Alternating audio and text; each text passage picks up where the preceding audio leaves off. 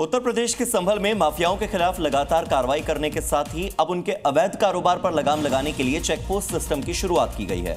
इसके बाद खनन माफिया हो या फिर अपराधी, उनका फरार होना मुश्किल ही नहीं बल्कि अब नामुमकिन हो जाएगा,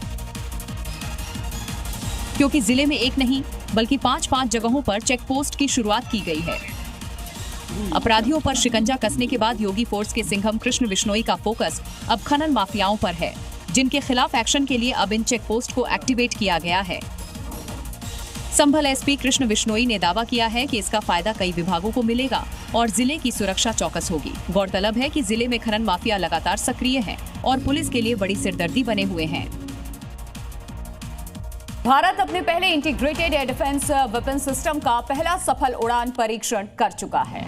इस सफल टेस्ट से पाकिस्तान की टेंशन बढ़ गई है और इस सिस्टम को सुदर्शन चक्र नाम दिया गया है, जिसकी झलक आप इन तस्वीरों में देख सकते हैं।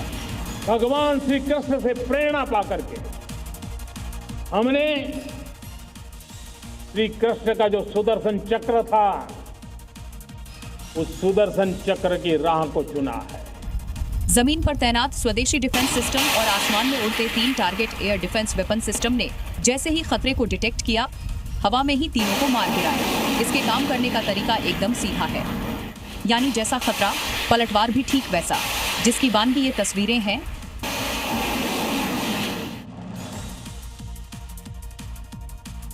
कहते हैं कि बेईमानी के धंधे में सिर्फ ईमानदारी ही असली चीज होती है, लेकिन रांची से जो कहानी सामने आई है उसे तो नकली नोट के कारोबार की पोल खोलकर रख दी और 3 करोड़ की नकली करेंसी का कनेक्शन सीधे दिल्ली से आकर के जुड़ा। लेकिन दिलचस्प ये है कि ये शख्स खुद नकली नोट के कारोबारियों को ही चूना लगाते थे, यानी धोखाधड़ी में भी धंधे का एथिक्स नहीं बचा। नोटों की गड्डियां देखिए, आरोपियों के हाव भाव पढ़िए। सोचिए, रांची तक जिस धंधे के तार जुड़े हैं वो नोट दिल्ली में छप रहे हैं। रांची पुलिस की छापेमारी में तकरीबन 3 करोड़ रुपए के नकली नोट बरामद हुए हैं।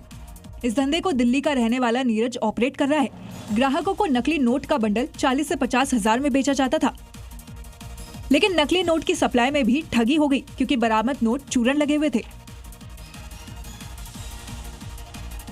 खबर दिल्ली से है। दिल्ली के आईजीआई एयरपोर्ट पर करीब 25 करोड़ का गांजा जब्त किया गया। एयरपोर्ट पर सिंगापुर से आए एक शख्स की जब तलाशी ली गई तो ये गांजा जब्त किया।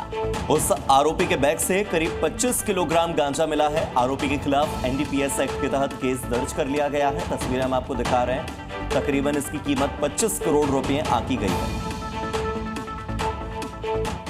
दिल्ली की मुख्यमंत्री रेखा गुप्ता पर अटैक के केस में दूसरी गिरफ्तारी की खबर है। राजकोट से तहसीन सैयद को अरेस्ट कर लिया गया। मुख्य आरोपी राजेश का दोस्त है तहसीन, और तहसीन ने राजेश को पैसे ट्रांसफर किए थे और राजेश के 5 दोस्त से भी तहसीन के अलावा इन 5 से पूछताछ जारी है।